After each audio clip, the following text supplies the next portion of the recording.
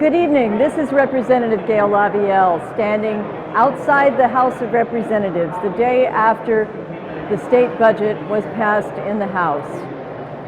What's perplexing to me about this budget is that there's no strategy, no cohesiveness, no central theme, no overarching strategy to address our debt, our high taxes, our persistent deficits, and our very, very high level of pension obligations. Instead, there's just an effort to close that deficit short term over these 2 years in any way possible. And at the same time, putting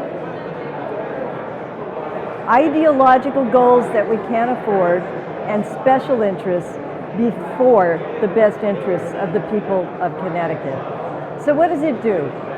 Well, it increases spending by 5.5% over the biennium. It also increases taxes by about $1.7 billion over the biennium. And so it closes the deficit, but spending more, taxing more, and borrowing more. And it does a lot of things that are forever and will affect us forever. So what are they? Well, there's a whole swarm of new taxes that are very insidious, because unless you really look at the budget hard and you see how many they are, you might not notice they're there. They're taxes on things like plastic bags, like dry cleaning, like interior design, like parking.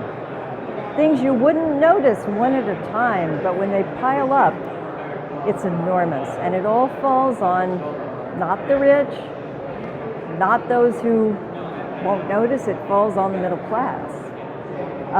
There's a refinancing of our debt on the teachers' pension fund that saves money in the short term. It's not really saving, but it looks like it is. Over the biennium, we spend less contributing to that fund. But if you stretch it out, because that's what they do, it's like stretching out your mortgage more years. They stretch out the obligations on the teachers' pension fund till 2046. And the total cost of that is somewhere around $16 billion. And all of that will be paid for by people who are children now or not even born. And then we have raises for state employees, unionized state employees, about $100 million for people who get benefits that are better than anyone in the private sector gets, and whose raises are being paid for by all of the taxpayers out of Connecticut who don't get those benefits. So those are some things you see in the budget. And then you also see what happens to businesses. How do you get a business to want to stay here or come here?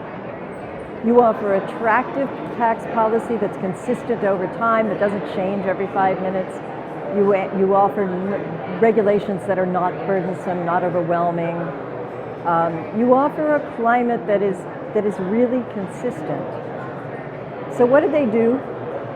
They threw a $50 million tax on LLCs, small businesses, only small businesses, who will now see much less of a deduction on their state tax on their business.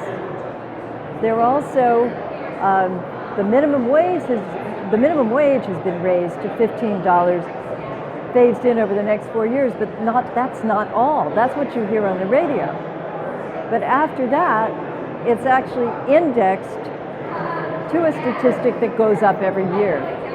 So they put in an increase on the minimum wage for businesses forever. And there's also a paid family leave program. Now, I think family leave is very important, but we had an alternative that would have cost nothing to the state and would have given employees a choice of whether to participate and what kind of program to get.